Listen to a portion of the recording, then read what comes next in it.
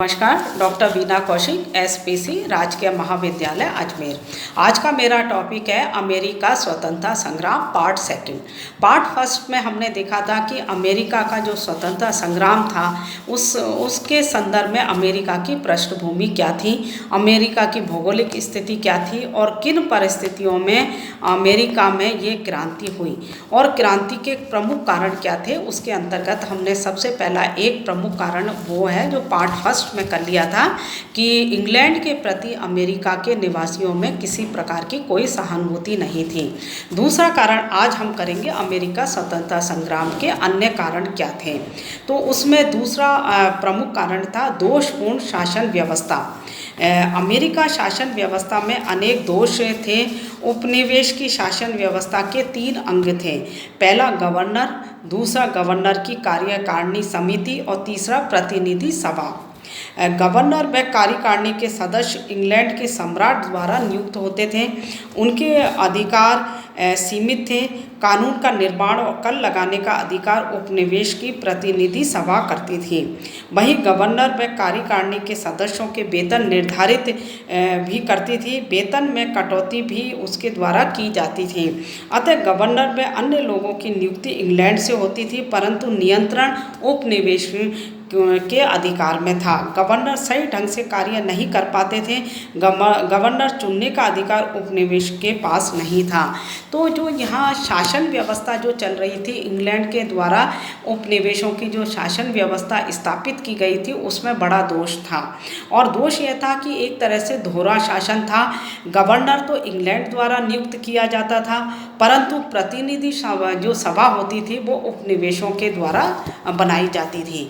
और गवर्नर को हटाने का कार्य, उनके वेतन का कार्य और किस तरह से कानून उपनिवेशों में बनने चाहिए, कर लगाने का कार्य, ये सारा कार्य उपनिवेश के लोग करते थे या उनकी प्रतिनिधि सभा करते थे। तो दोनों के बीच, गवर्नर और प्रतिनिधि सभा के बीच कोई सामंजस्य नहीं था, क्योंकि जो प्रतिनिधि सभा थी वो उपनिवेशों के हित के लिए कार्य करना चाहती थी और जो गवर्नर थे वो इंग्लैंड के अनुसार वो कार्य करना चाहते थे। तो इस प्रकार दोषपूर्ण शासन व्यवस्था के कारण उन दोनों में निरंतर टकराव होता था और अमेरिका की शासन व्यवस्था शांतिपूर्ण नहीं चल पाती थी, क्योंकि गवर्नर चाहता था कि उपनिवेशों से ज़्यादा कर वसूल किया जाए और ये ज़्यादा से ज़्यादा लाभ का कार्य उनसे किया जाए, जिससे कि जो लाभ मिले वो इंग्लैंड को मिले।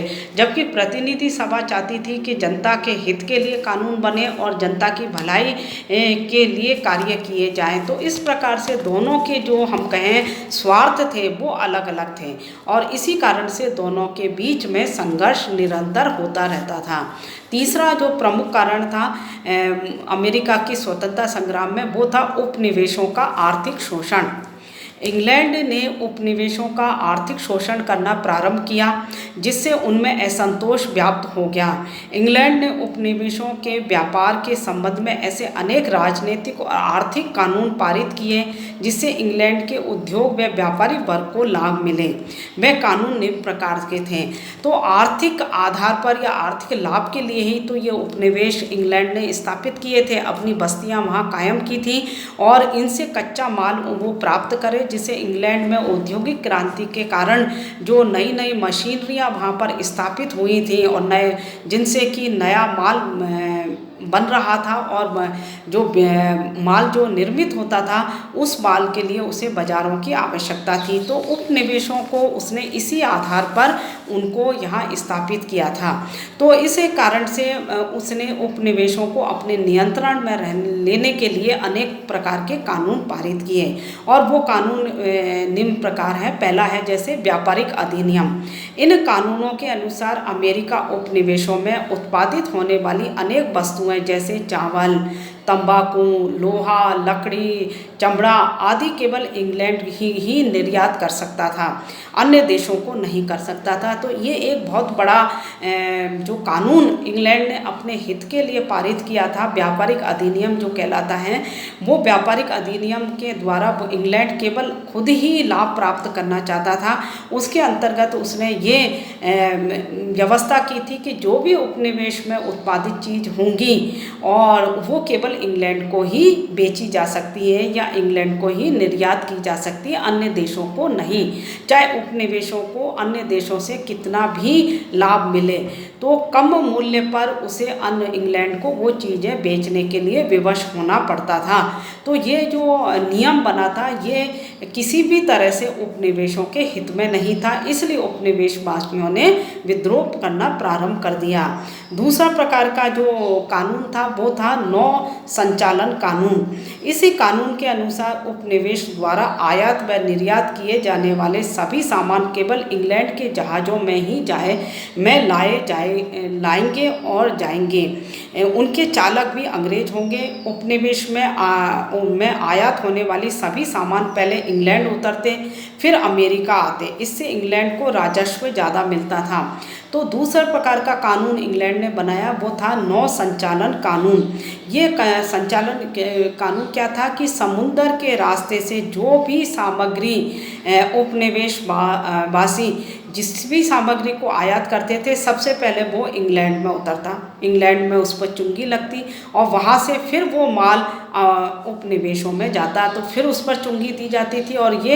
और इसके अलावा जो भी सामान उपनिवेश से चाहे वो आयात होगा चाहे निर्यात होगा उसके लिए जहाज़ों की जो व्यवस्था है वो केवल इंग्लैंड के द्वारा की जाएगी और जहाज़ चलाने वाले अधिकारी और कर्मचारी सब इंग्लैंड के होंगे, अर्थात इंग्लैंड के लोगों को ही रोजगार मिलेगा और इंग्लैंड का उस पर पूरा नियंत्रण होगा।